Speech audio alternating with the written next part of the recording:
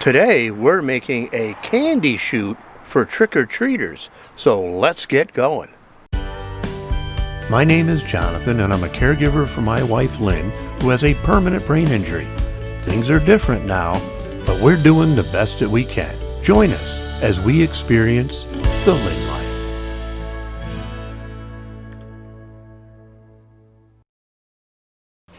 Okay, to make our candy chute, or whatever you want to call it, the first thing to do is find the right materials. Now, the most obvious thing to do, and what I've seen on the internet, was to use a PVC pipe. However, Justin and I went to Home Depot, scouting that out, and PVC pipe's kind of expensive. I needed about maybe a 6-foot length, and the pieces came in 10-foot lengths, which wouldn't even fit easily in my car. I'd have to stick it out through the window.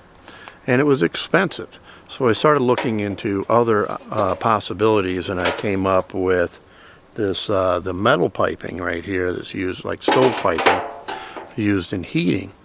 And I got a 5-foot length right here that was a lot cheaper. The PVC pipe was like 20 some odd dollars.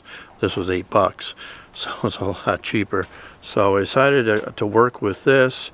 And but the biggest concern we had at first was it has sharp edges, so you definitely don't want kids cutting their hands on it. So we came up with some remedies for the sharp edges as well. Okay, so here are the materials that we're using. We got, I believe it's a 5-foot length of stovepipe. We got 2 PVC ends that we're going to duct tape to either end so that it's not sharp. And we're going to use duct tape, and we got some fluorescent orange paint to decorate it with, and some orange mini lights suitable for outdoor use. So those are the materials that we're going to be using, and we'll see how it goes.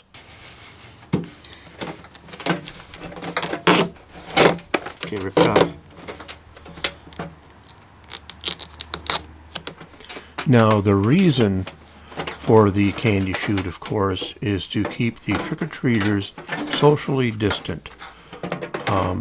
We just want to be as safe as possible and want to encourage people to be able to trick-or-treat safely in our neighborhood. And I hope we get some trick-or-treaters this year, because I know Lynn really loves seeing the little kids.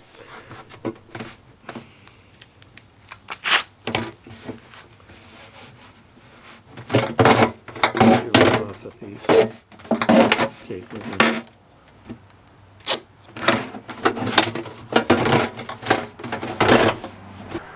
Justin is holding the pipe in place now, trying to get an idea how it will work. Here's the bottom of the steps, about where the kids would come. They could put their bucket here and get their candy. Lynn, hopefully if it's a nice day, will be sitting in a chair up at the top and be able to pop the candy, drop the candy in the chute. We will make a little extension at the top for her to be able to drop that in.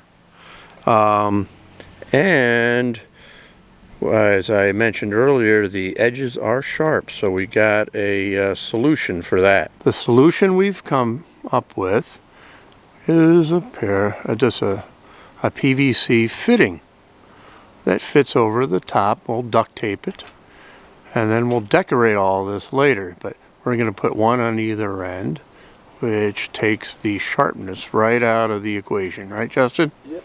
We've put the end caps on. We duct taped it together, made sure we duct taped any sharp edges so nobody could reach in and cut their hands or anything.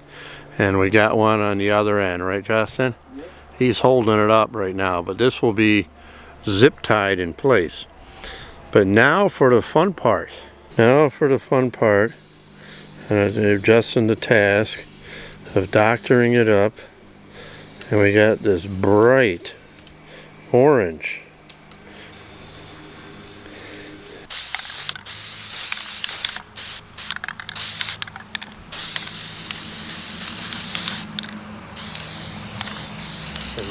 wider.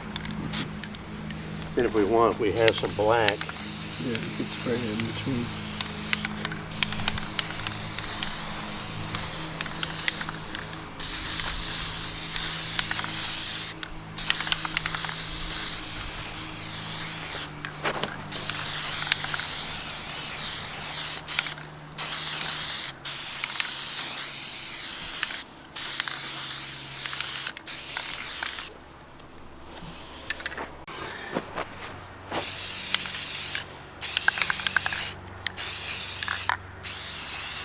So it's kind of funky. I couldn't find black. I didn't have any black spray paint. So I found a navy blue, so it's sort of like Syracuse University colors right now. Orange and blue, or the Mets, maybe. I'm a Mets fan. And then we're gonna wrap it in orange light. So it'll be fun. Here's the finished tube that Justin says looks ridiculous. I think it looks cool. And we still have to put the lights on it yet, but it does work. Okay, go ahead. Hey, it works. I think we've done it. We'll see you next time on The Lynn Life.